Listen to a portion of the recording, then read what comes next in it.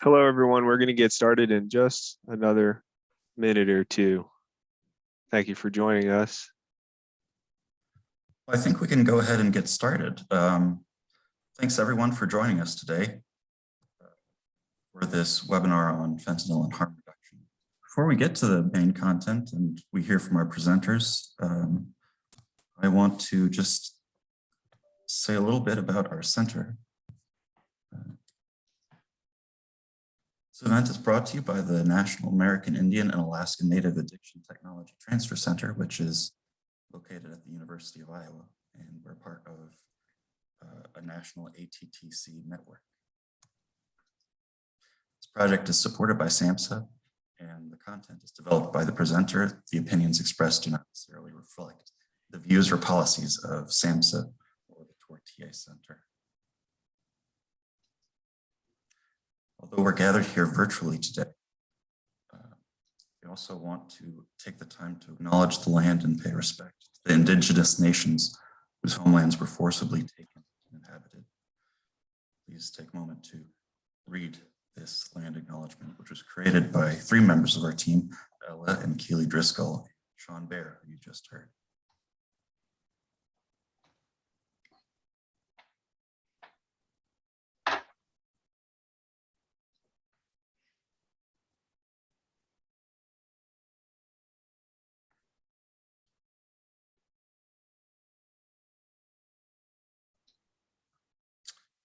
All right, we're going to hear from 3 presenters. So I think before we get started, we can do a bit of introductions.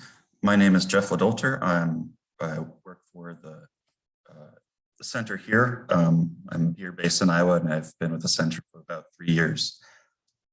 In addition to Sean, we also have our director, Dr. Anna-Helena Shinstead, on the line.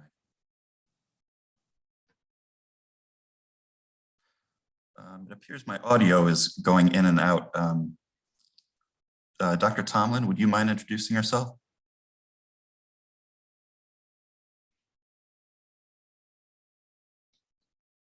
Sorry. Yeah, this is Kathy Tomlin. Hi, everybody. I'm glad that you're here.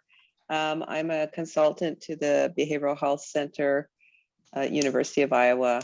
Just looking forward to learning today from our presenters and from each of you.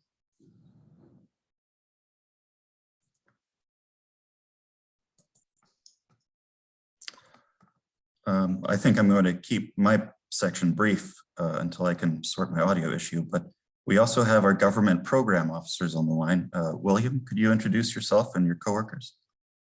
Sure. Hello, everyone. Good to see all of you. My name is Will Angenetti, and I also have Brittany Barber Alexander and Paul Kolchbrenner here with me today from SAMHSA. And I'd also like to acknowledge the director of our Office in Tribal Affairs and Policy, Captain Karen Hurd, and turn it over to her briefly, as I know she would like to say hello to you all. Thank you so much, Will, and thank you again, Sean, for your beautiful blessing song. And also thank you to the presenters that are going to share your knowledge with us today.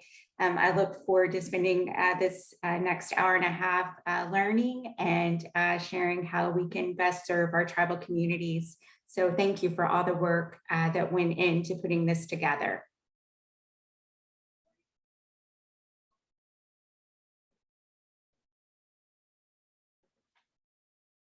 I guess back to you, Jeff. Sure. So we're going to hear from 3 presenters today on fentanyl and harm reduction. The first is Dr. Robert Baillieu. I hope I'm pronouncing that right. Dr. Baillieu, can you hear me?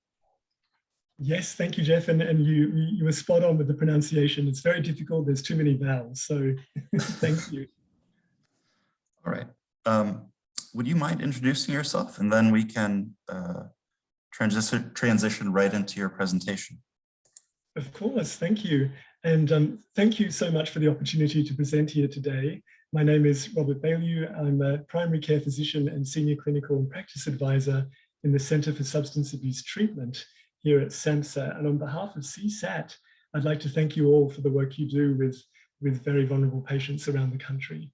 Today, I'll be talking to you about the pharmacology of fentanyl. And perhaps if we could go to the next slide, please. Thank you. The pharmacology of fentanyl is at best a very dry topic. So I thought it best to try and just go over some very important points, and particularly addressing why this is important, looking at some of the pharmacology and effects of fentanyl. And then if there's time, I'd certainly love to answer questions as well. So next slide, please. Thank you. So this is important because we know from national surveys like NISDA that a large proportion of individuals, or an increasing number of individuals, are using fentanyl. In fact, with NISDA, we found that 356,000 people use prescription or misuse prescription fentanyl products, but this number doesn't actually quantify the total number of people who misuse fentanyl, because it doesn't include those who misuse illicit fentanyl or fentanyl from illicit sources. Next slide, please. Certainly, we know that fentanyl is becoming an increasing problem within the drug supply, and I know we'll learn more about this through subsequent talks, but colleagues at the DEA tell us that there is a large contamination with fentanyl in the drug supply, and that it's trafficked in very high quantities as well, and in quantities that can potentially be lethal. Moreover, the way fentanyl has entered the drug supply is such that different substances are often tainted by this product, meaning that individuals may unknowingly use fentanyl and do so in a very large or lethal quantity. Next slide, please. Thank you. Speaking to the topic of contamination of other substances, we've seen that a lot of the overdose deaths related to stimulant misuse have been directly linked to fentanyl contamination. So this means that knowing more about fentanyl and understanding its pharmacology, understanding its interventions and treatments, and also knowing more about harm reduction strategies, of course, is really important. Next slide, please. The pharmacology of fentanyl is interesting because it is a synthetic substance as opposed to morphine, which is naturally derived. And because of its origin, it's 50 to 100 times more powerful than its natural equivalent. There are, of course, fentanyl analogs like carfentanil, which are even stronger, and they can be up to 100 times stronger than fentanyl. From a pharmacologic perspective, fentanyl is a full mu opioid receptor agonist, but it also acts on other receptors, including the delta and kappa opioid receptors. And it's a substance that acts centrally, so within the central nervous system. And in doing so, it creates a variety of effects that can obviously potentiate a desire to continue using the substance, but also create lethality as well. It's interesting because a lot of recent research has shown that beyond the specific opioid receptor effects, there may be effects on the repolarization of different voltage-gated channels within tissues around the body. And certainly, one of my favorite is the ether-agogo-related gene, or the HERG potassium channels, and that's been shown to be affected by fentanyl and can lead to conductivity issues around muscles, particularly the heart. So that adds to potential lethal issues as well. Of course, we know that naloxone administration antagonizes fentanyl. The research suggests that this is more a direct antagonization of the anesthetic uses of fentanyl, less so the lethality. So in administering naloxone, it's becoming more clear that more and more of this medication is potentially needed to reverse the lethal effects of the substance. Next slide, please. So as mentioned, fentanyl is a powerful anesthetic and pain relieving medication, and it was originally invented for that purpose. It's most often administered medically for the purposes of pain relief in those who have oncologic conditions, but also pain conditions that don't respond to other types of analgesia. Because fentanyl acts on the central nervous system, it can produce a sense of euphoria, which is one of the reasons for abuse, sedation, dizziness, confusion, itchiness, and hallucinations. It also affects the gastrointestinal symptom. And of course, there are cardiovascular and respiratory effects as well. And I'll talk more to them in the next slide. sorry, if we can go back. Yeah, thank you. Not quite there yet. And certainly one of the other reasons for people to continue misusing fentanyl is to avoid the sense of withdrawal as well. So people who use fentanyl don't want to experience withdrawal effects. So they'll continue to use the substance to maintain an equilibrium, but also to experience sense of euphoria as well. There are other disorders associated with the chronic use of fentanyl, and these include depression, insomnia, suicidality as well. And certainly the big issue with fentanyl is tolerance. So if people are intolerant to the substance, then the likelihood of experiencing effects from it are very high. Whereas if people use fentanyl regularly, then they can potentially use higher doses, not that we want them to, without the potential lethal or overdose side effects. Next slide, please. So when it comes to overdose, respiratory depression is considered to be the most dangerous adverse reaction to fentanyl. And certainly this is a dose-dependent response. So like I said, also plays into the tolerance of the substance as well. And it does reach a peak very quickly. In fact, 5 minutes after administration, and requires about 4 hours to start to see a recovery. One of the issues in people who have overdosed on fentanyl is the issue of truncal rigidity, which is mediated through kappa receptors, meaning that in overdose, people might develop a very rigid thoracic area, making resuscitation efforts quite difficult to manage. And so that's something to keep in mind when it comes to the pharmacology. Fentanyl also has vasomotor center impacts as well, and that causes a blood pressure drop. And also the heart can be affected through the vagal nerve, causing a lower heart rate as well. So this combination of reduced respiratory drive, fall in blood pressure, and lower heart rate can quickly lead to a lethal overdose. In those who have survived overdose or even repetitive overdose, we see that they sometimes have some memory and emotional problems, and that's due to the hypermetabolic effects within the brain that can be induced by fentanyl, and it may damage the hippocampus and limbic system in particular. Next slide, please. Thank you. So just to quickly speak to another point, when it comes to using medications for opioid use disorder, they're of course highly effective, but we are seeing through a lot of community case reports and studies that because of the increasing supply and use of fentanyl, buprenorphine is potentially losing its effectiveness in this area. And a lot of people who misuse fentanyl require methadone, which is more easily titratable and can be titrated to ease people's symptoms. There is a ceiling effect, of course, with buprenorphine, so that does complicate transitioning people onto MUOD. But certainly, as we'll learn through subsequent talks, the fentanyl supply is increasing, and it's found in many different substances, often without the user's knowledge as well. Through its central nervous system effects, fentanyl causes euphoria, which reinforces use, but at the same time, individuals who use or misuse fentanyl want to avoid withdrawal, so they continue to use the substance. The lethality of the substance is principally mediated through respiratory depression, but of course, because of blood pressure and heart effects, that's potentiated further.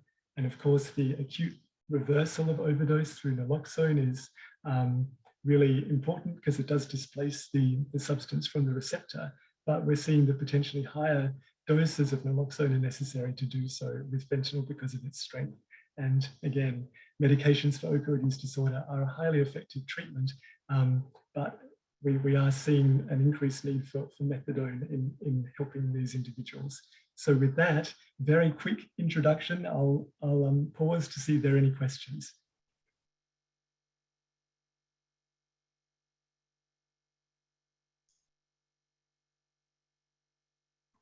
When you say naloxone, do you have a sense of how much more naloxone might be needed compared to just a standard?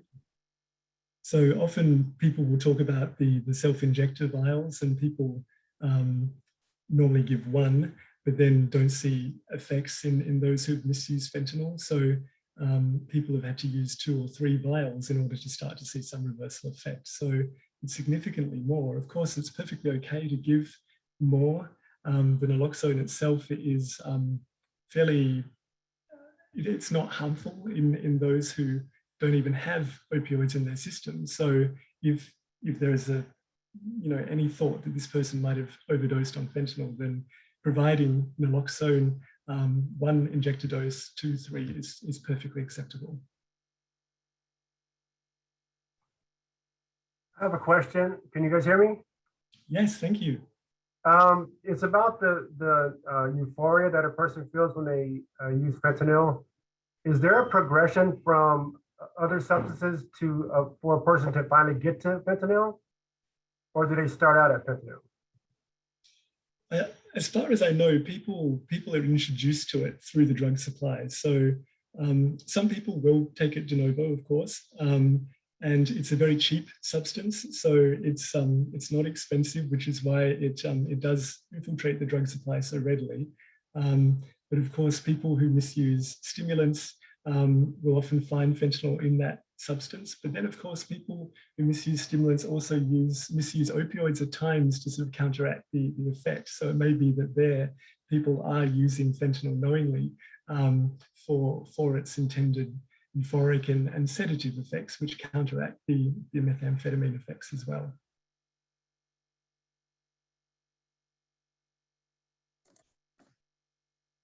Just looking at the chat, it looks like some people want to hear more about the complications of resuscitation efforts, particularly using Narcan. And Yeah, so Narcan is a really important intervention, of course. It does reverse the receptor effect of the fentanyl.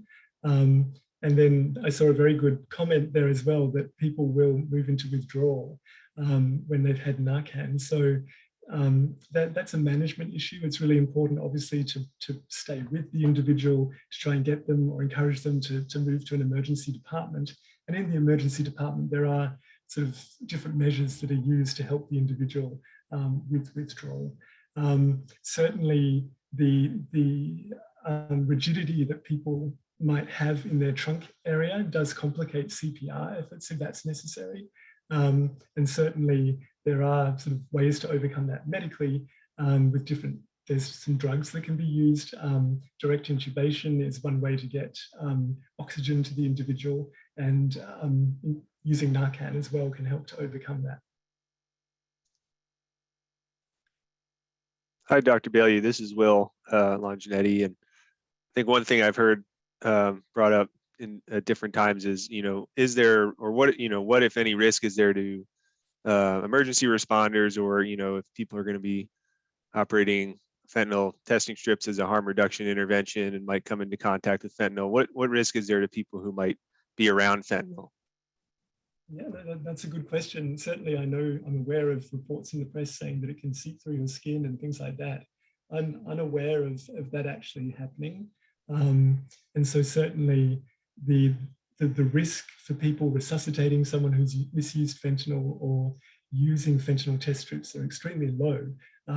Of course, because fluids and substances are involved, taking just universal precautions is really important to make sure that one's not exposing themselves to infectious disease or bloodborne agents, but certainly the ability of fentanyl to infect another is very, very low and unlikely. Speaking of that, skin exposure, is that okay? Because I'm presenting later. I did a live news broadcast where I tested carfentanil and held it in my hand to disprove the rumors that were causing directives to not attempt resuscitation due to the skin exposure rumors. And there's great information from the American College of Toxicology on the inhalation impossibilities and also the skin. So I just wanted to interject a little bit there because I spent a lot of time destigmatizing that fear. Thank you, Shad. No, I'm really glad you told us that. It's really important to hear confirmation, and thank you for doing that public service. I just wanted to ask, there's a lot that goes on with people talking about in different areas where people live, but they'll talk about the M30s, the blue pills, and buying this stuff off the internet or the dark web. And then the confusion lies for me a little bit is when they're telling us about these and they'll say, well, they're taking fentanyl pills, but you're taking a UA and it doesn't have no opioids in it, like you talked about earlier. How are we discerning this when we're taking an assessment and putting this information down? Just and does it work when we're trying to reverse an overdose if that experience? So I get a little confused with that when they tell me those things. Can you talk a little bit more about that and what you're seeing out there? So just so I understand the question, it's more people report using fentanyl, but there's no evidence of that in their drug supply. Is that correct? Yeah, and they'll call them like M30s or blue pills, you know, and they're buying off the dark web or whatever. Yeah. So my understanding, and I know we have a talk on drug supply coming up, but my understanding is that a lot of pills that are bought off the internet or on the street have varying quantities of the substance in them. So people may presume they're using fentanyl products without the fentanyl actually being there. That could be particularly true in sort of co-administration of methamphetamine and fentanyl. Certainly the people who sell these products will say, oh yeah, it's methamphetamine with this in there, or maybe they don't report that there may be fentanyl in the product initially, and the quantities vary. I mean, there's manufacturing issues. It may be that the supply tested doesn't necessarily have fentanyl at that time, but it may be that another time the methamphetamine supply, for example, is adulterated with fentanyl. So there's no quality control in the black market. And certainly encouraging use of fentanyl test strips is a really important harm reduction strategy, particularly because we see fentanyl increasingly enter different aspects of the drug supply. So it's a point well taken. And certainly it may be that a substance that's tested at one time doesn't necessarily have fentanyl, but the advantage of test strips are that we can see that maybe there will be fentanyl in the next hit. So sorry, one more thing.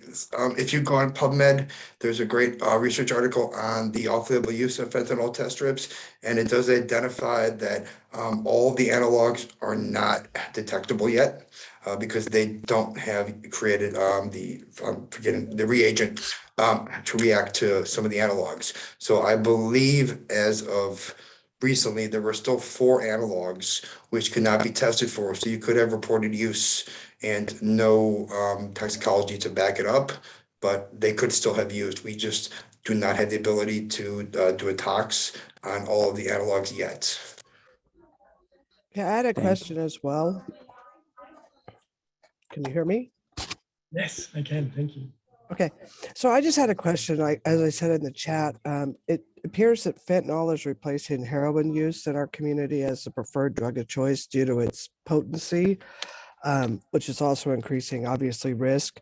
And I just wanted to touch back on the effectiveness of Suboxone or versus methadone for these clients, because we are seeing an increased switch from heroin to fentanyl in our community. Yeah, no, it's a really important question. And as I alluded to in my short presentation, with fentanyl being so much stronger to induce recovery, it may be that methadone is more effective because it doesn't have that ceiling effect that buprenorphine does. So, you know, at buprenorphine levels of 16 milligrams or 24 milligrams, you reach that ceiling where it doesn't provide support for the individual beyond those doses. Methadone, you can use increasing amounts of it in order to titrate its effect. And so we have seen that with the fentanyl crisis evolving, people are requiring more intervention with methadone just because, you know, you can titrate it up and there's no ceiling effect related to its use either. So that's a really important point. Absolutely. Would there be a point where they could titrate from the methadone back to the Suboxone to eliminate the daily dosing issue? Yeah, people do change the type of MUAD they use. So when individuals are at a low enough dose or feel comfortable in their recovery, it's not unreasonable to potentially try and move them onto Suboxone. But again, it's individual, it's patient-based and patient-centered. So if the individual requests that, then the provider should work with them to try and achieve it. But it may not be possible. It may be that individuals are on a dose of methadone that works well for them that is not easily transferable to Suboxone. Thank you. I'm just keeping an eye on the time here, and I think it might be about time to move on to our next presentation, but I want to thank Dr. Bailey and everyone for their questions. If you have more, you can definitely leave them in the chat. And I think that we'll move on to Megan Catlin's presentation on trends. Megan, would you mind introducing yourself? Certainly. Hi, good afternoon, everyone. Thank you for the warm welcome and opportunity to participate today. This is a really wonderful event. As Jeff mentioned, my name is Megan Catlin, and I've been with the White House Office of National Drug Control Policy as a demographer for the last 7 years. I spent the last 5 years providing research and data expertise in support of ONDCP's work to abate the opioid and synthetic drug crises.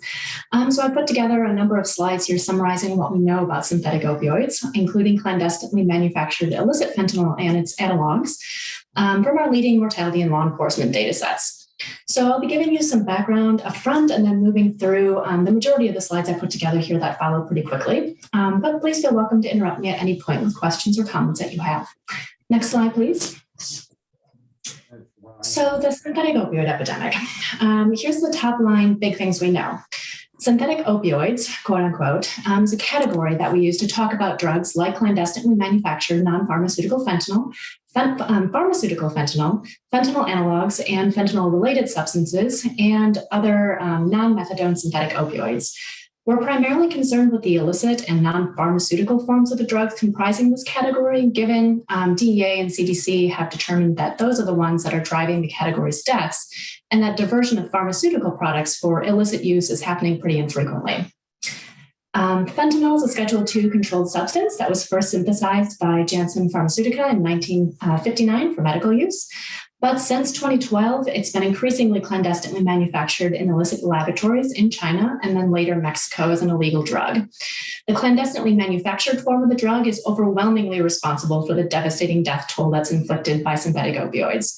Fentanyl contributes to so much more mortality, largely because such a small amount is capable of producing strong effects in humans, like we just heard about, with as little as 3 milligrams, often amounting to a fatal dose, particularly for an opioid-naive person.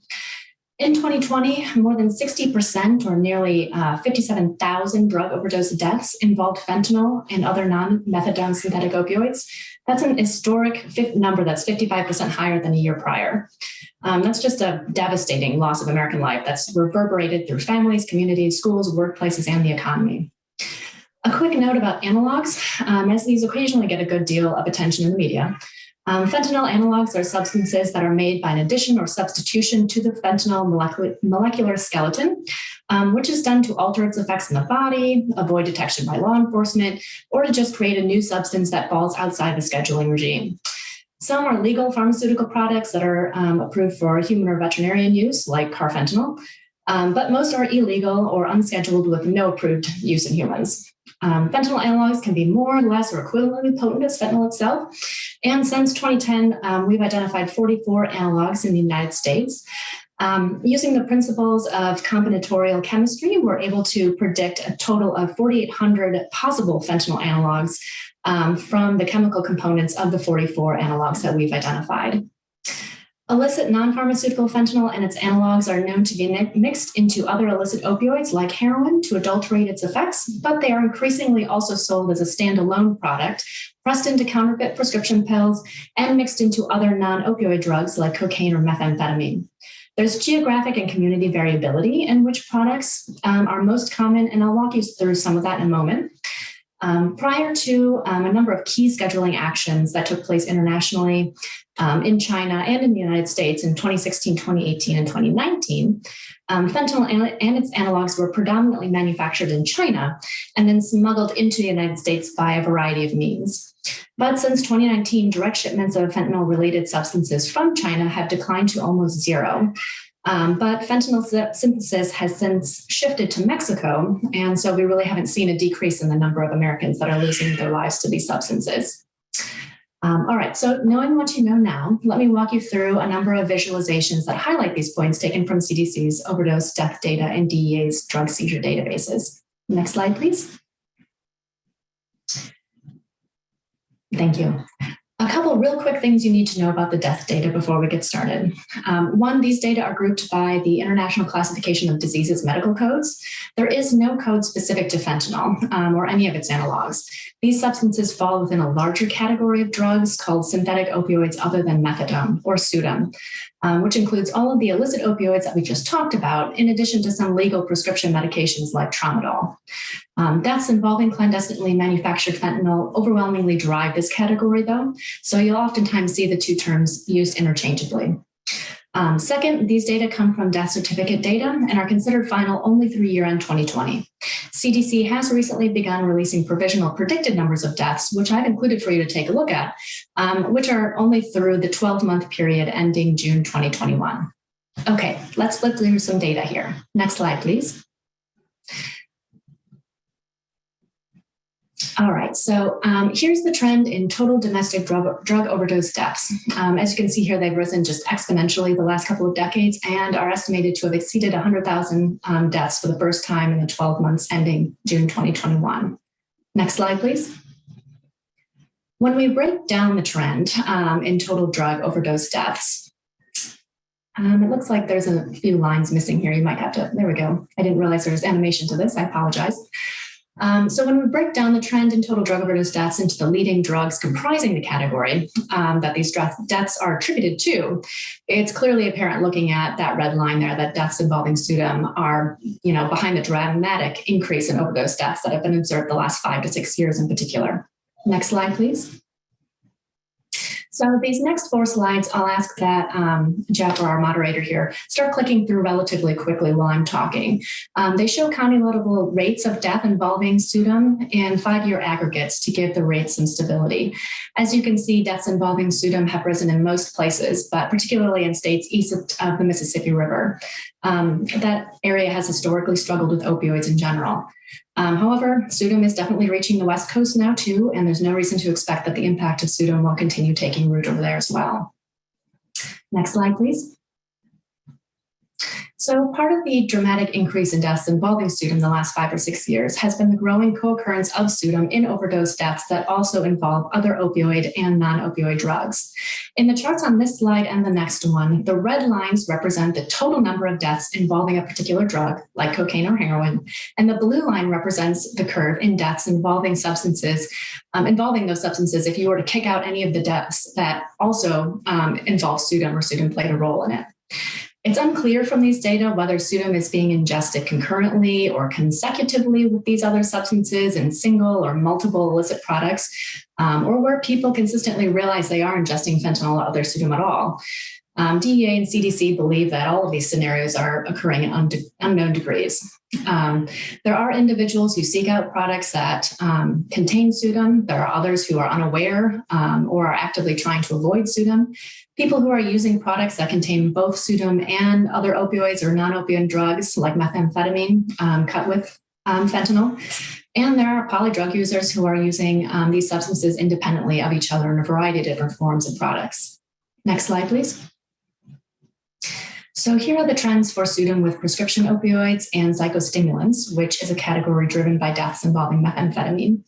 As you can see, the co-involvement of Pseudom in overdose deaths is behind the dramatic rise in deaths involving a number of drugs, particularly cocaine, prescription opioids, and psychostimulants.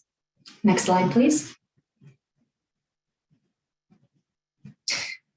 So deaths involving Pseudom are more common in medium to large metro areas, but have risen dramatically regardless of urbanization in the last number of years. Next slide. Deaths involving Pseudom are more prevalent among men than women, but they've risen among both sexes recently. Next slide, please. From 2014 to 2019, deaths involving Pseudom disproportionately affected non-Hispanic white Americans. But in 2020, for the first time, deaths involving fentanyl and other Pseudom inflicted the greatest death toll on Black and American Indian and Alaska Native Americans.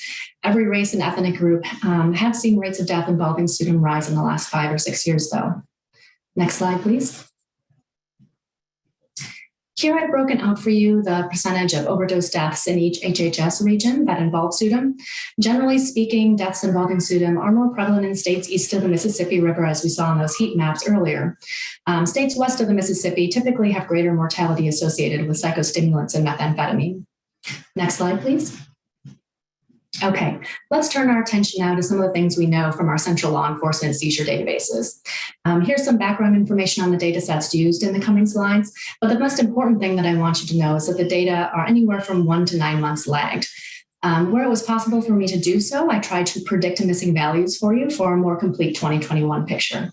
Okay, let's jump in. Next slide, please.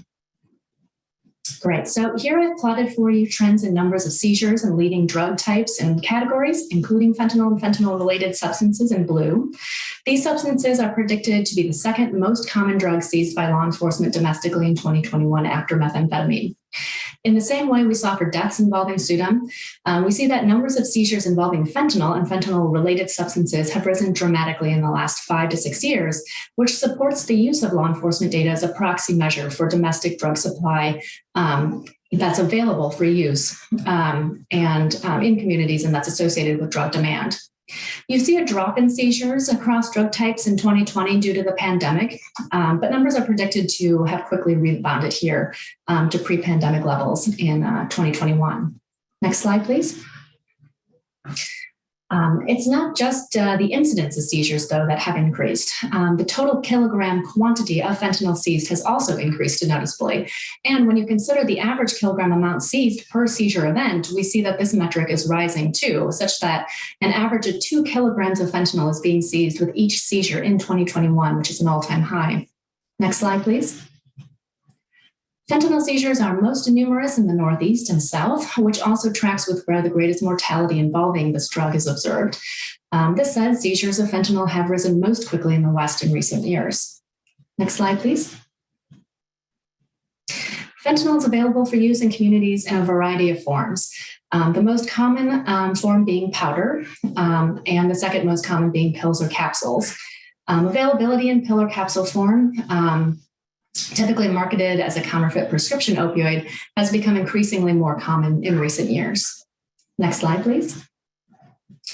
The form that fentanyl is available in varies somewhat geographically. While it's most often encountered in powder form everywhere, pills and capsules are comparatively more common in states west of the Mississippi River. Next slide, please. Yeah, thank you. Okay, so I'm going to gloss over this a little bit because I spoke to most of it earlier. But what I want to highlight here is that we don't understand why fentanyl analogs appear and then disappear in the domestic market. However, it does appear that scheduling them domestically, internationally, and or in source countries themselves does seem to have made a difference, at least for some of them. Next slide, please. So here I've plotted for you numbers of seizures of fentanyl. I apologize, this chart seems to be having a hard time coming up. Should have removed all the animation there for you. I've plotted for you numbers of seizures of fentanyl and some of the most commonly encountered analogs. While some analogs get a lot of attention in the press, fentanyl is and always has been encountered by law enforcement far more frequently than all of the analogs combined. Trends in the availability of analogs also appear to be pretty volatile. Next slide, please. So here's one example of how seizures of a fentanyl analog, in this case like cyclopropyl fentanyl, tracks with a couple major scheduling actions in the US and China that were designed to increase controls and make illicit access to the drug more difficult. Following scheduling, as you can see there, encounters with the analog appear to taper off pretty serendipitously afterwards. Next slide, please. And here I've just given you a second example that's looking at a different fentanyl-related substance, this time U-fluor 7700. Next slide, please. So it's clear from what we've covered that our nation is struggling under the weight of a significant fentanyl crisis. Our law enforcement data demonstrates visibly that fentanyl and its related substances are widely and increasingly available for use in our communities, and this is confirmed by the dramatic rise in overdose deaths in recent years. To close, I'll leave you with a few brief thoughts about how the Biden-Harris administration views this dynamic problem and interventions that it's working to implement to try to bend the curve of overdose death. The president's director of national drug control policy, who's Dr. Rahul Gupta, believes that social determinants of health, like inequities in economic stability, healthcare, social support, social engagement, and things like that, are root causes of drug demand and use. So interventions aimed at youth prevention, integrating harm reduction into healthcare, increasing naloxone access, scaling up drug treatment and recovery systems, and promoting alternatives to incarceration for drug-related offenses are those things that are among the evidence-based strategies that will make a difference in use and mortality. On the flip side, Dr. Gupta views money and finances to be a root cause driving drug supply. In other words, it's what keeps drug manufacturers and traffickers in the business of doing what they're doing. So cracking down on illicit finance, dismantling the financial resources that fuel and maintain drug trafficking, and increasing domestic and international law enforcement collaboration and cooperation are all among the strategies that the administration hopes to strengthen and better utilize. The president's first national drug control strategy that details all of these things and far more in much greater detail is currently in clearance, and we hope to have it published by this spring. Next slide, please. So that's all from me. Thanks again for giving me the opportunity to talk with you all today. It's been an absolute pleasure, and there's my contact information if you'd like to keep in touch.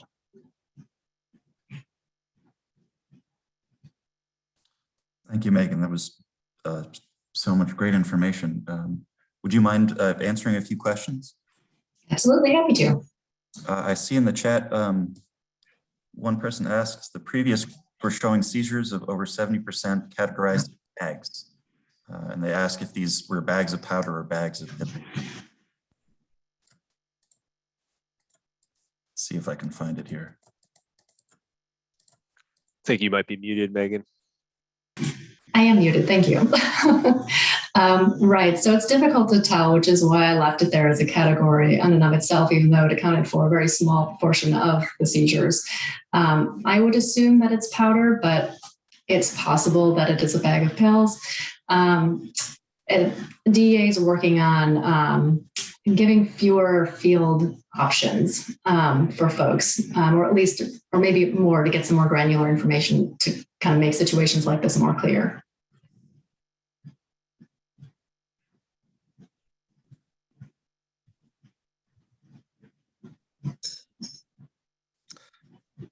And this is my own question. I think one of the most striking graphs that you showed was those 4 maps of the US, and you can see how fentanyl has really spread. Do you have an estimation of how quickly it's heading west? Well, I mean, it's already there. I do think that the West is more prepared for it than maybe the East Coast was, because they've been watching it happen over on the East Coast and then South. But it's certainly been the last 5 years that it's been slowly making its way over there. We do hear that, that there is a greater preponderance of fentanyl in pill and capsule form, and we saw that in one of the charts that I showed as well, which makes the problem set a little bit different. In the form of drug that some of the people prefer to use over there is a little bit different, which it can mean that perhaps some interventions and strategies for treatment and harm reduction are a little bit different. Sometimes folks are willing to try a new drug more readily if it's in a pill or capsule form than if, say, they need to inject it. So that has a certain amount of potential for people to be willing to give something a try that they maybe wouldn't have otherwise. But I think that we're all hoping that the West is able to kind of fend this off. Historically, states west of the Mississippi River prefer psychostimulants and methamphetamine, and that's definitely the epidemic that they are facing and fighting over on that side of the country. It would be truly tragic to see, both a methamphetamine and fentanyl crisis at the same time, which unfortunately seems to be increasingly taking root everywhere.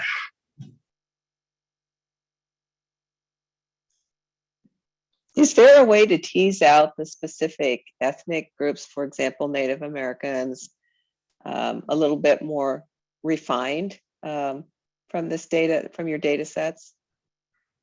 There is. So in any of the mortality charts that I put together, I can run it by race and ethnicity. And I don't recall from looking at that data that there were any meaningful differences if I broke it down to American Indian and Alaskan Native. Overdose deaths were still predominantly affected men, for example. We do, methamphetamine is definitely an issue among those communities too. And so, we definitely see a co-occurrence of both Pseudom drugs as well as methamphetamine together. And I'm trying to think of some of the other charts there that I can break down by. Can those also be broken down between urban and tribal? Unfortunately, the data set does not have a variable for example, if an overdose occurred on or a person was a resident of like a reservation, for example, or I'm trying to think some other way that I might be able to geographically break it out within the query tool. I could break it down by race and student being involved and then make a plot by that like urbanization level of that chart. That would be possible. But I think that we would probably see higher rates in more rural areas and smaller communities. So I guess that might be different than what we're looking at here. But if you'd like, I can certainly run that for you all and share that after the event. Megan, this is a great presentation. I have a question. You mentioned the seizures from various labs. Are you aware of the efforts to do isotope analysis of the fentanyl residue at harm reduction needle exchanges in order to track the origins of the manufactured drugs? I'm not sure if I'm familiar with that particular initiative. Answer that. I know that there are efforts to look at how the fentanyl was synthesized, like the different methods, like the Janssen method, and associating that with a source country and the techniques that those chemists prefer there. But in terms of like source communities or states, I don't believe I am. Go ahead, Chad.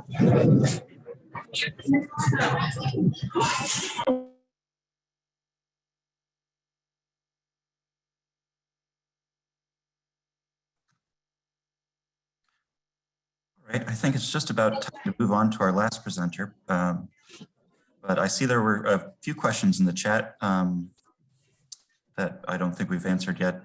These charts show data as of 2020. Can you speak to the recent increase? I think my audio broke up just a little bit there. So yes, the final year-end data goes through December of 2020. CDC has now put out provisional predicted values of deaths at the state level and nationally and for specific drugs. And just about every state now, I believe, is providing drug-specific mortality as well. And those are published the second week of every month online. So you can go in and take a look at that. They are in 12-month rolling aggregates. So the most recent one is through the 12 months that end June 2021. So in another couple of weeks, we'll get information through, the 12 months ending July 2021 to take a look at. So they're not immediately directly comparable. There's some methodological differences between the information that ends up in CDC's final data set as opposed to kind of the predicted values in the provisional data. So I would not directly compare them as a perfectly straight line, but at least gives us kind of a mark on the wall of, are things likely trending up or down? And I think we can pretty confidently say at this point that they are likely still trending up, unfortunately. Something that actually is really encouraging is that for the first time here this last month, CDC did put the provisional predicted information into their same query tool as the year-end data. So now we do actually have the ability for the first time to look at provisional predicted deaths by demographic characteristics. So that's something that we're beginning to dip our toes into to run some analyses on, but the potential to look at how things are trending specifically for American Indian and Alaska Natives is possible there too.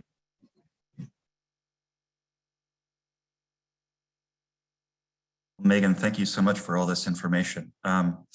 If you have remaining questions for Megan, you can add them to the chat. But for the sake of time, I think we're going to move on to our third presenter today, and that is Chad Sabora. Chad, would you mind telling us a little bit about yourself? Sure. My name is Chad Sabora. I am a person in long-term recovery, so I have lots of lived experience. Also, have a couple degrees, including a law degree, and I was a prosecutor in Chicago. I got into drug policy reform when I found recovery. It passed numerous pieces of legislation around the naloxone and Good Samaritan laws in numerous states. And I do work on the federal level with SAMHSA and DCP on harm reduction implementation initiatives, and also am adjunct faculty with Faces Voices of Recovery, doing the same thing as we move forward to more acceptance of harm reduction in this country. So I had lots of history with FTSs too, which I'll talk about, and maybe touch on a few other things because the FTS part is sort of brief. We do have a video that somebody else made, which is great, which we'll roll in a second. So fentanyl test strips, and I got my thing blurred, are now available through the purchase using federal dollars. So there is one hiccup that we run into that most of the states have been able to navigate around, is that technically under paraphernalia statutes, drug checking is there. So to hand these out in order to test drugs would actually be a crime. However, what we've done through SAMHSA and through lots of other states is been very creative with our language, and something that share with others too, if they run into any roadblocks when it comes to this, is that the creation of these test strips were for post-consumption urinalysis. We are handing them out for post-consumption urinalysis. If somebody decides that they're going to use them for an off-label purpose, that is after we have done the act of giving them the strip. So framing the language when you're handing these out is important, also very dependent on where you live and law enforcement in your community. St. Louis City, naloxone, I started here underground. I currently run a syringe access program that's not technically legal, so I don't have too much to worry about, but we have to think about the whole country and little things to help them with progress. Right now, these would have been great 4 years ago when Fetty, that's what we refer to it as, was really taking over the market. At this point, there has to be an assumption for opioid users that everything is Fetty, especially in, I was West Coast, still has a little bit of tar, but if we're talking the Midwest and going out east and everything, there is no heroin. One of the gentlemen asked about drug checking. I do work a grant through the forensic lab where we get samples from the black market, because all of the CDC data, everything we usually get is post-mortem toxicology, and that can't pinpoint point of use.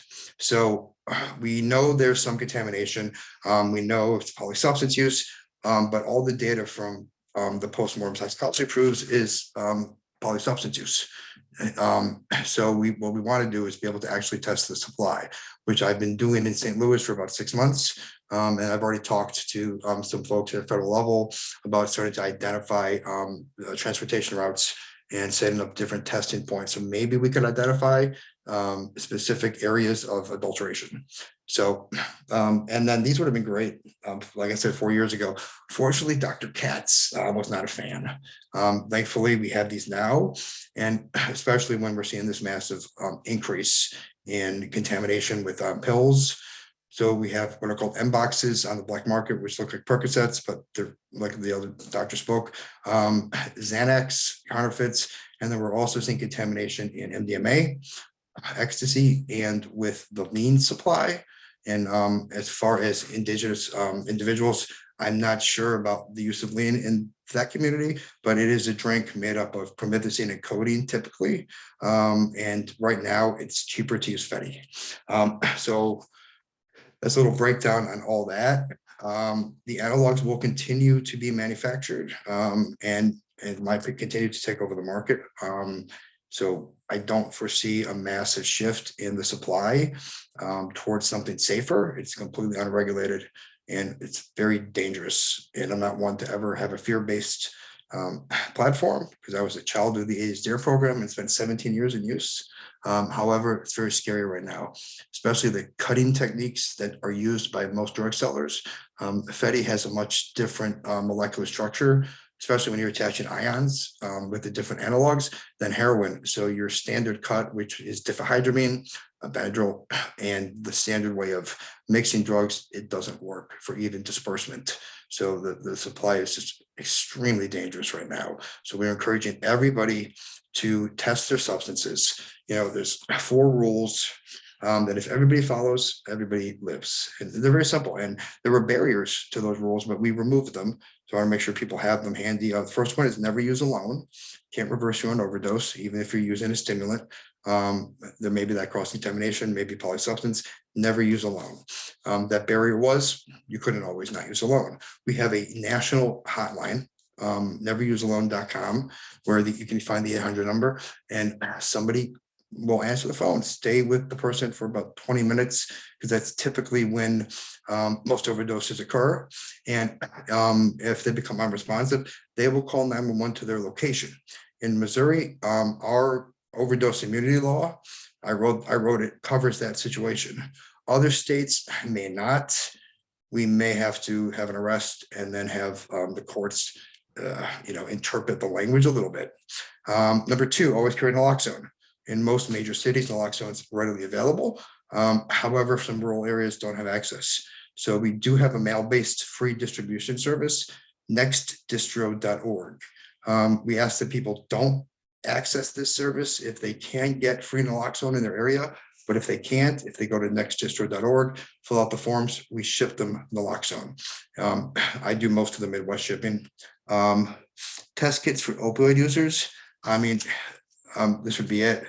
We can't do what like Dan Saves does with MDMA. If we all had mass spectrometers, that would be great, but it's not feasible.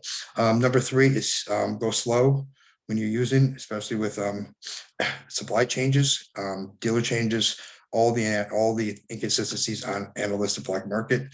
Go slow. And number 4, if you are with somebody like you should be, stagger your use by about 20 minutes.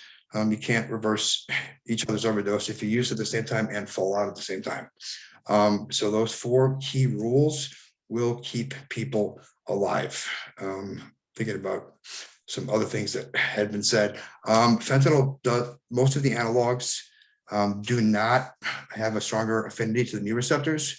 So in layman's terms, you don't necessarily need more naloxone to reverse a fentanyl overdose. We didn't know that in the beginning of all this fentanyl coming in. We know it now because of data, but we do know that the effects on the respiratory system are more drastically, they increase with Fetty. So when you see those multiple doses, it's typically because the person was not found soon enough. If you are responding to an overdose in a timely fashion, somebody's there, standard dose is 1 or 2 doses. So you don't really need more naloxone, you just have to be there sooner. That's why those 4 rules are so important. And you don't want to over ramp with naloxone when you're doing the reversal, even though naloxone is perfectly safe. The more you give them, the greater chances are they're going to be uncomfortable and in withdrawals. So you want to wake up somebody as slowly as possible. And we can show you how to use the fentanyl test strips right now. If we have the little video from Utah.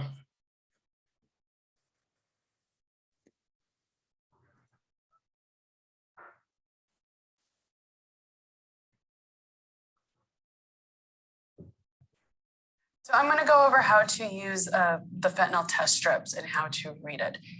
You can test any sort of substance that you think could possibly have fentanyl. And that can be heroin, that can be pills, that can be meth, that can be benzos. You're going to test the residue of any of that substance. You're going to draw up your shot from your lid, from your cooker, and then you're going to want to put this off to the side, because the most important part here is to make sure that you're testing before you use, because if there is fentanyl in there, then you can try test dosing. You can make sure that you have naloxone and other people are around, just so that you reduce your risk of overdosing. So once you pull up your shot, you're going to take some water, and I suggest doing about 7 drops into where the residue is. Open up your strip.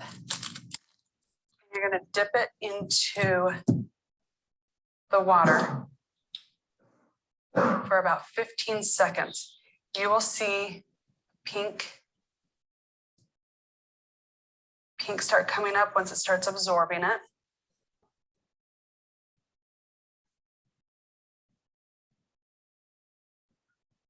Once you see that pink in this window over here, that's when you know there's enough water, and you can pull it out of the substance. Right there, it's starting to come up. So you can pull it off to the side and let that process.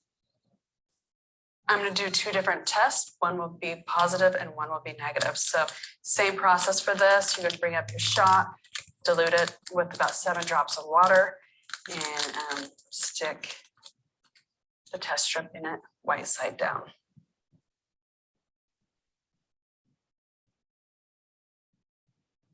All right, I'm starting to see the pink wick up through the white window. Put that aside and let it process. You can read it in about 5 minutes, or until that pink is wicked all the way through to the end of the white window. So on the back of every pack, there is a little key that says positive or negative. 1 line is positive and 2 lines are negative. That can be very, very confusing, because a lot of times with the tests that we do, 2 lines always means a positive, but not on these specific tests. All right, so they're done processing. And this has 1 line from this cap over here. And that means that fentanyl was detected and fentanyl is present in the substance. And this cap over here has 2 lines, which means that there was no fentanyl present in this specific substance. All right. Now let's talk about testing meth. Meth just requires a little bit more water. I guess I should say a lot more water. The reason why you have to dilute meth down so much is because a false positive will come up if it's not diluted enough. I know it seems ridiculous or that it's an extra step, but it is critical that you dilute meth with at least a half cup of water so that you don't get a false positive, and so that you know what you're using. So this kind of shows us, if you do not have a measuring cup, this is a half cup of water in a big gulp cup. This is a smaller cup, and then a water bottle with the top cut off. Once you get a half cup of water, I mean, I understand it's not going to be precise, but at least you can kind of start eyeballing it. Once you have that water in there, you're going to want to put the residue from the meth in. You don't want to test shards, specifically residue, and same process. You then put the strip in for 15 seconds and then read it within 5 minutes. So it's the reason why we have these strips, and the reason why we are giving these out is because it's so important to be able to know what substance you're using.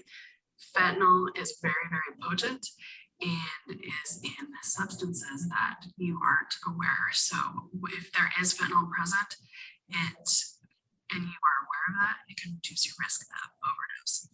Things you want to do are do a test shot if fentanyl is present, make sure you have naloxone, make sure that you are using alone.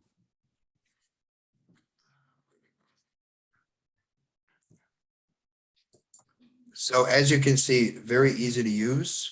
And just there's so much misinformation out there. I could talk for hours. I just want to clear up one thing.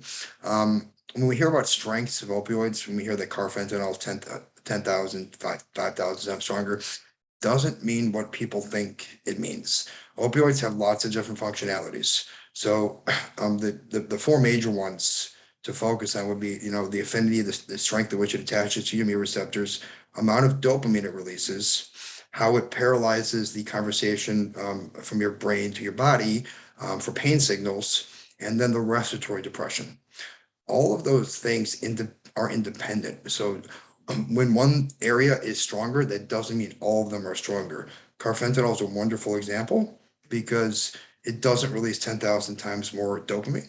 It doesn't have that much stronger of an effect on the pain signal, the communications. However, it'll bring down the breathing of a 1-ton animal to the point of it passing out. So end of the day, when I do my more blunt talks, typically I am blunt, you'll die from an overdose if you're just using carfentanil before you catch any more of a buzz and popping a couple Vicodin. It'll give you a nod, but we really don't frame things in a way that creates safety. We frame things in a way that makes people who use drugs mouths water, and they go chase death without proper information, where if they had it, they would avoid it. So the way we frame things really needs to be discussed, especially that issue with more fetties coming out, these fluoro analogs. There's more dangerous substances out there than carfentanil. And we need to start messaging properly, in my opinion, to people who are using to help them make better choices because we can. And I'll leave it there for questions.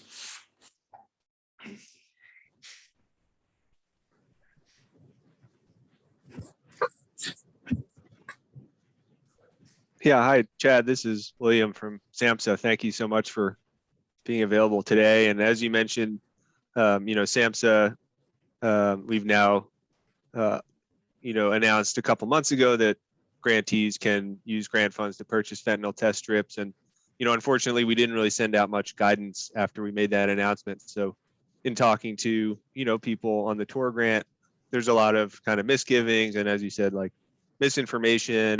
People weren't sure, what does that even mean?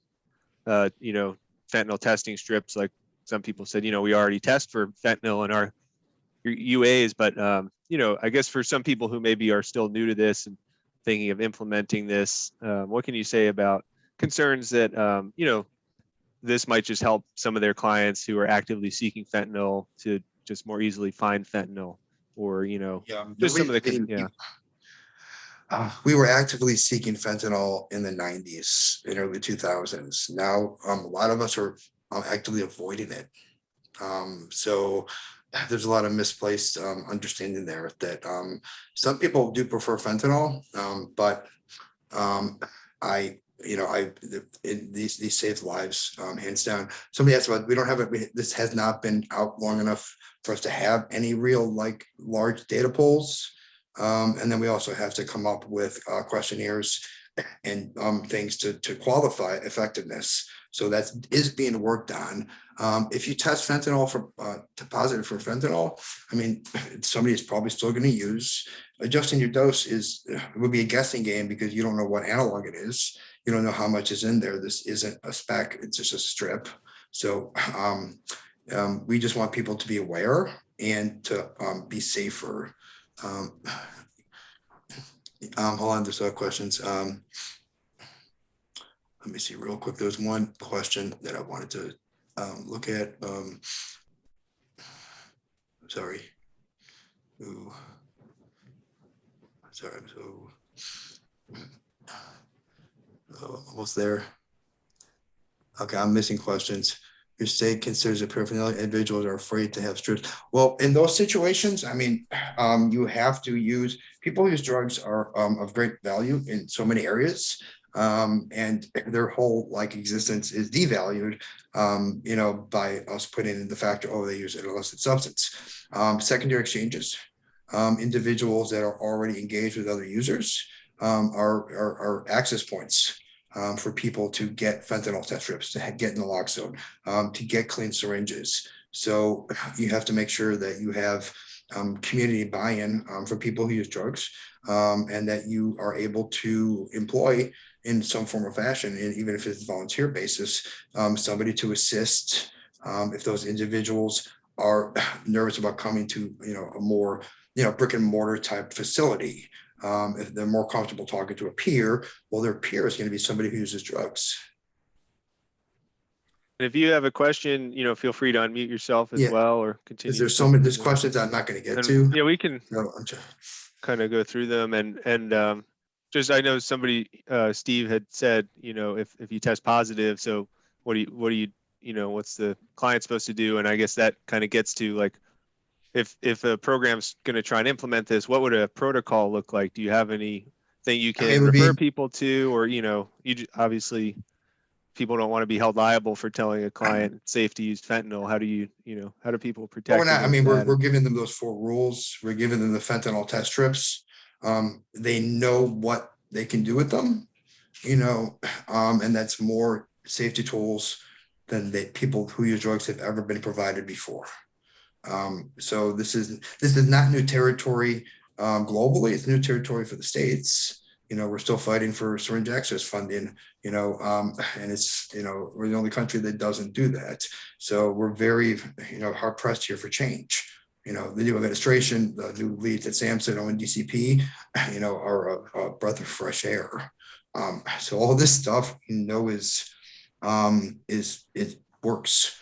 But, as this market gets more and more deadly, and, I will, point to prohibition as one of the major factors for the increased fentanyl trafficking. The more we schedule, the more new molecular compounds are created to avoid scheduling. It's a dog and cat show, and eventually we're going to get something very dangerous. Do you know if there's any legislator in the works to decriminalize possessing the test strips? So that's under the 10th Amendment. So that's your state's police powers. So that would have to be done in every state. I'm hesitant in Missouri personally because I can use my lawyer talk and get around it. I'm concerned that some states, you might have a legislator that pops up that's so adamantly against this that you'll see more prohibitive language instead of removing them from, because once you open up a chapter in legislation, anything can happen, and not just in that whole chapter. So once that's open and the conversation starts, it's risky. I would advise people to be cautious, know their General Assembly, and know what they're doing, because they could actually be inadvertently creating more roadblocks. Hey, Chad, it's Paul. Thanks again for coming on. Sorry, I had some technical issues. Yeah, for the rest of you, I've known Chad for a few years now, seen his operations at Mo Network for many times. And, the bottom line is they're saving lives every day. And some of those people eventually get help. And some of those people eventually get treatment. And some of those people eventually find recovery. So that's part of the holistic process I see with fentanyl strips being part of it, helping people keep people alive until hopefully they're willing to get some help at some point. But Chad, one quick question. Real quick though, I want to address Sean's real quick before I lose in the chat. Sorry. Yeah. Sean, methadone and buprenorphine is abstinence only treatment. Proper use is not abuse. And we have the data to show that.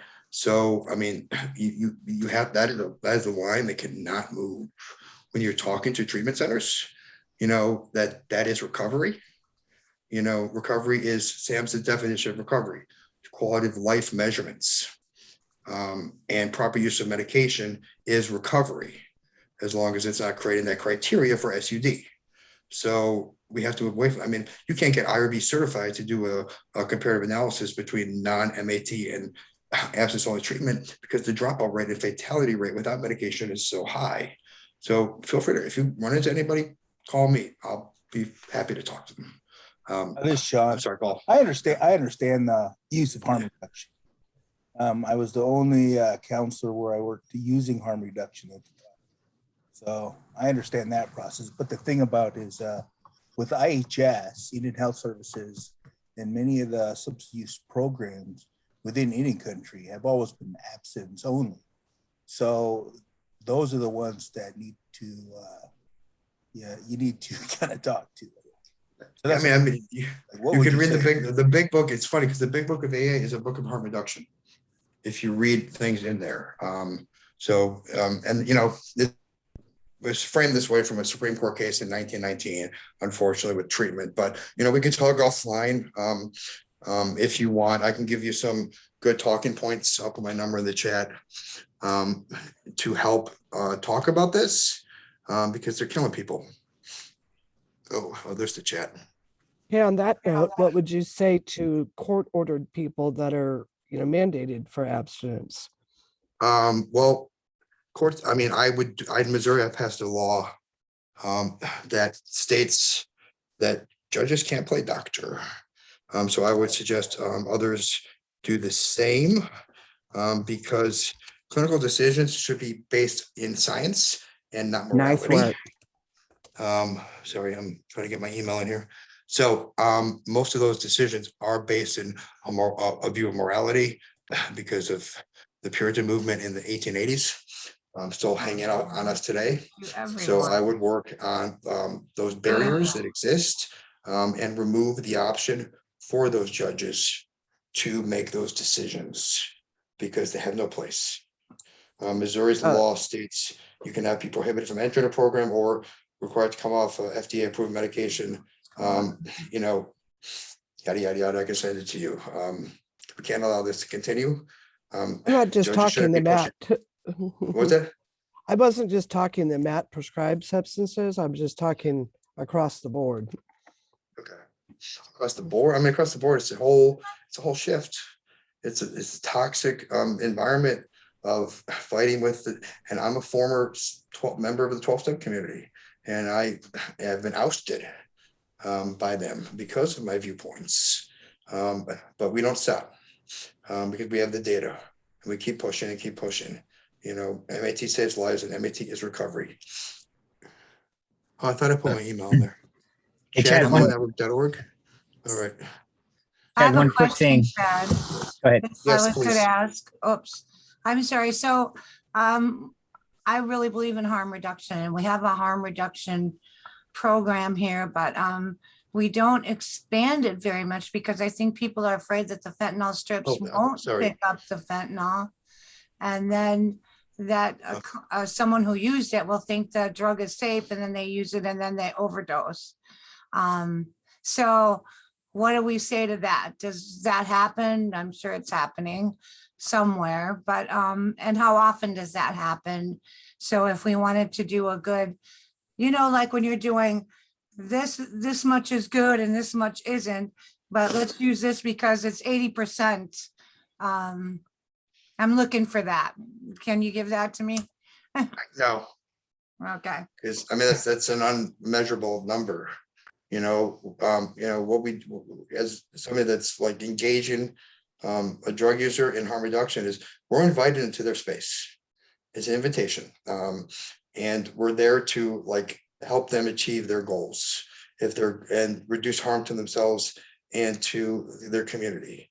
If their goal is to reduce their use from 7 days a week to 5, anything. And then we don't take them with us when we leave their space. It's an invitation. And we leave and we keep coming back. Now, if you don't mess with that process, the beautiful positive consequences, those individuals are 5 times more likely to engage into treatment. However, if there's any type of fear from them that, oh my God, I can't go to that place or that person, they're going to shove the big book or the Bible down my throat. Now you went from 500 people seeing you to 50. So that 5 times more likely to go to treatment number, you cut because you decided to imply your own morality into the services. So it's a precious thing that has to be left alone. And if you leave it alone, more lives will be saved. You try to tinker with it to make it harm elimination, which I've heard, you're going to kill people. Hey, Chad, is there any risk? I know this came up in the past, but when you're using the actual testing strip, if your fingers come in contact with the drug, is there any risk to the individual? No, I mean, wash your hands. I mean, don't touch your own balls. But I mean, it's vanishingly impossible for anything. I mean, you would have to cake your arm in fentanyl and then like cake it with antibacterial like lotion because of the alcohol to possibly get in there. It's absurd. Even the fentanyl patches alone, if there's any medical providers, they take 2 hours to start working and up to 20 minutes to start working, 2 hours to possibly reach the therapeutic dose. So, I mean, think about how long that takes. And Jensen spent $50 million in that production to create those things. You're not going to recreate that, with environmental factors. So there's no fear. Wash your hands. I touch Fetty all the time. I'm still alive. Thanks. Hey, Chad, this is William again. Just, for some of the folks on here who are maybe going to think about purchasing fentanyl test strips, adding that to their programs, are there any, things they should watch out for? I've heard of people buying them on Amazon and then the strips come with no information whatsoever. There's no inserts, no instructions. It seems like something that would come with a package insert that addresses dance safe. My role again, I don't know. I don't have specific roles. I've got like 6 jobs. Somebody else said, Dance Safe is always a good org to buy things from. They were created during a lot of the MDA poisonings in the 90s. So if you go to dancesafe.org, you can, I think they're $1.09 on them. And they have a lot of good informational material also that comes with it. And you can trust their products. Do not buy things on Amazon when it comes to this. If you're strapped financially with the amount of money you can spend, you can reach out to me. I may have some other vendors, but you're going to get these and nothing else. However, that's the safest bet would be Dance Safe. And I know we Again, have these aren't the end all. These aren't the end all be all. These are another. The syringe access is a human connection program. Yes, we're preventing HIV, Hep C, lots of other things. So it's a human connection program. This is to get somebody in the door. This might not do that much, but you've created a relationship that will do more. And you can get clean syringes, naloxone, different resources, things of that nature. So that's one of the key pieces. Is this is insignificant compared to the greater picture of you being able to engage with an individual, not treat them like garbage, and empower them, because with empowerment comes change. I know we have just a few minutes left, and so if there's 1 or 2 more questions, I think we have time for maybe 1 or 2 more. And as a follow-up, if you want to hear more about fentanyl testing strips, want to talk about implementing that into your TOR grant, you can email your GPO, myself, Brittany, or Paul, and we can continue the conversation. And I know several TOR projects are already doing this, and have that expertise, and we can connect you with someone who's already doing it as well. So, and I have some. If anybody's in Missouri, Illinois, or Indiana, you could reach out to me. I may be able to donate some. Chad, I was just looking through the chat, and I know earlier in the presentation you said that it's really important to get the community buy-in, but some TOR grantees are still struggling to do that. Is there something that you found to be effective you can say to the community? Is it education? Is it online resources? What has helped you buy-in? Who's TOR? Since this is a new territory for me. Pardon? What would a TOR grantee be? Would it be like a community-based org, treatment, tribal org? What I would. These are tribal, federally recognized tribes. That is, yeah. This is an area of like cultural competence where I don't know what I don't know. So I wouldn't want to speak for a community that I'm not a member I can tell you that I beat down doors and I I pushed my way to the table. And I forced some things and change that people were not ready for. There's a dangerous trips missing fentanyl in the drug, and then there's false positives, false negatives. That's going to happen for that question. As far as TOR grantees, you know, I mean, their grantors are going to have the most influence and power over them.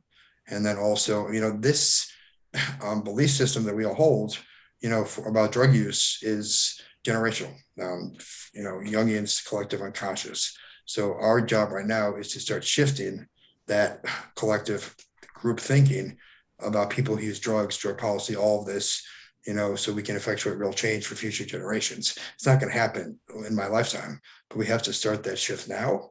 And grantors do have that I have your money ability to force some change that people aren't ready for. We did it in Missouri. The head of our Department of Mental Health sent out a letter to all the state funded programs. You will lose your funding if you don't do long-term BUP. And that's when people started doing long-term BUP. So sometimes you have to go to that level. And you know, you know your orgs better than I do.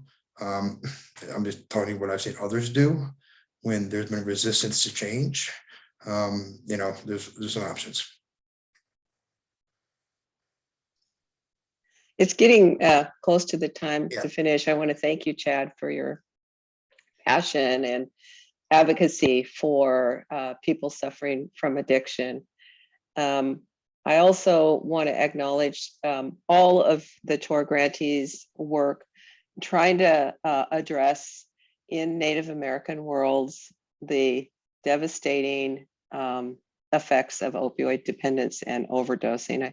All of you, in my view, are heroes in the fight against opioid abuse and addiction. And I know you do a great job, and it's hard sometimes it gets overwhelming. So I wanted to acknowledge all of your efforts. I wanted to acknowledge that you're learning too. And it's you coming and participating in these events that help us to learn together. So thank you for your work. Thank you for our speakers today. And I want to bless all of you in your work and wish you a good rest of your day. As always, we would be asking you to fill out the GIPRA evaluation form. I think Jeff just put it in the chat box. And thank you so much again for being here and all the work you do to save the lives of the people you're working with, and to work with the communities that are also struggling with this notion of harm reduction. Next month's webinar is going to explore more issues related to harm reduction. And we have a guest speaker coming for that. It's the fourth week of February is generally when we do our webinars. Care and Share is the second week of the month on Wednesday. So it's a place for TOR grantees to come and to talk and to share with each other. And we will see you there as your schedule allows. Any other final comments from anyone before we say our goodbyes? I would like people to contemplate this in the future. We're dealing with two different populations, and we often commingle them. There's people who use drugs, and then there's individuals with substance use disorder. Just the use of an illicit substance alone does not meet the criteria. So we have to understand there's a difference, and there's too much commingling, and I'll leave it there.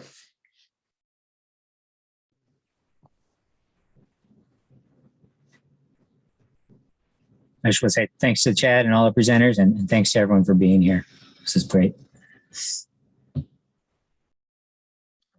Thanks, everyone. Have a good rest of your Wednesday. We will make sure you get that evaluation so we can evaluate our session today.